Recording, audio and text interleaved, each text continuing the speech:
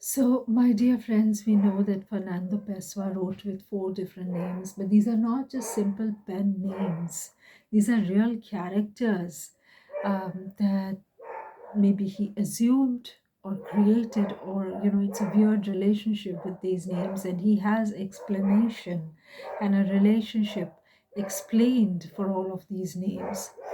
So, the first of these names is Alberto Cairo, and this is introducing Alberto Cairo. I have a fantastic book in my hand. It's called Fernando Pessoa, Poems of Fernando Pessoa. It's edited by Edwin Honing and Susan M. Brown, translated and edited, and they have a beautiful preface as well, which I will also share at another point in time. But right now, there are four different names, and all of these names and the poems that were written under each name, by each name, with each name, are listed separately, and there's an introduction for each name. So here is introducing Alberto Cairo. One day, March 8th, 1914, it was a triumphant day of my life. What followed was the appearance of someone in me, Alberto Cairo. Forgive the absurdity of the sentence. In me there appeared my master.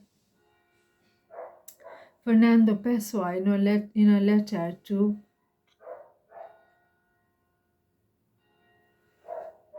Adolfo Caixas Montero. My master Cairo wasn't a pagan, he was paganism. Ricardo Reis is a pagan, Antonio Mora is a pagan, I am a pagan.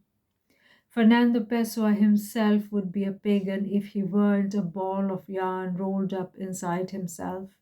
But Ricardo Reis is a pagan in character, Antonio Mora is a pagan intellectually. I am a pagan by virtue of my rebelliousness, that is my temperament. In Cairo, there is no explanation for this, for his paganism. There is consubstantiation. Alvaro do Campos, from Notes on the Memory of My Master, Cairo. Cairo, in his total objectivity, or better, in his constant tendency towards objectivity, is frequently more Greek than the Greeks.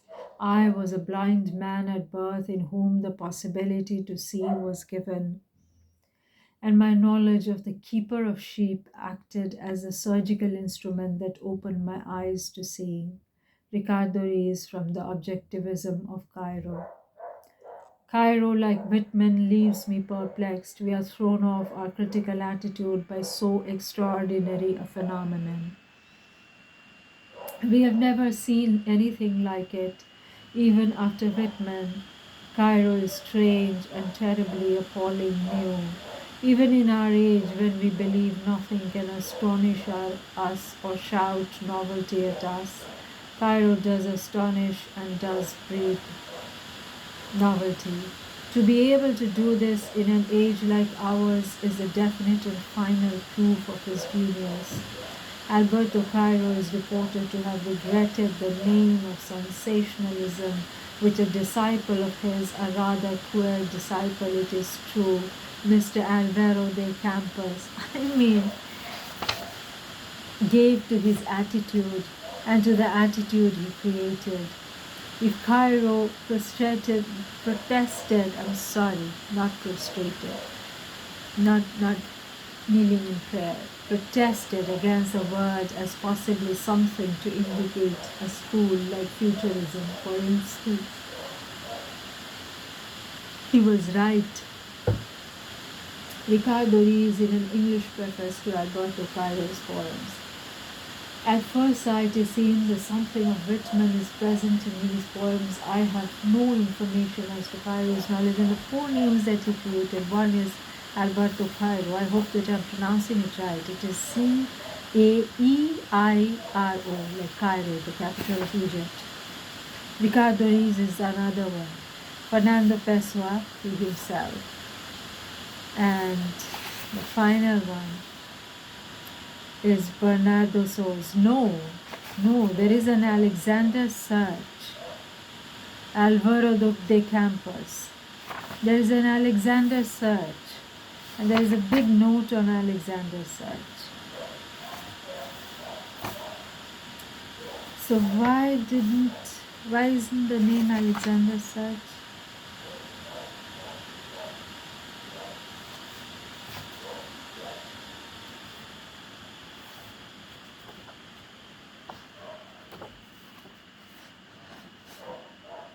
Appearing, right?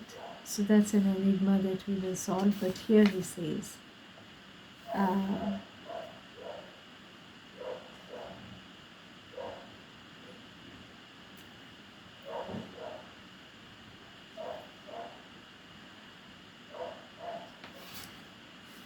Pessoa is also seen as a constant experimenter in English verse, samples of which are included in the appendix. The first three poems, written under the fictitious name of Alexander Search, are taken from over 100 poems done between 1903 and 1909-10. They show the apprentice style of Pessoa as a bright South African schoolboy writing of his fear of madness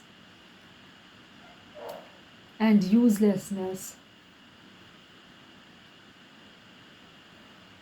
thus presaging themes developed more dramatically later. So let me read the first poem, The Keeper of Sheep, and then we'll read more later. And we'll read this whole preface also later. Introducing the heteronyms.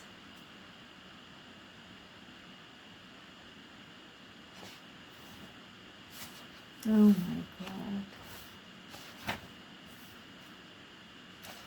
So there are only three names that are being introduced. But who is Alexander Search, right? He says that the keeper of sheep. I never kept sheep. I never kept sheep. Let me read this separately.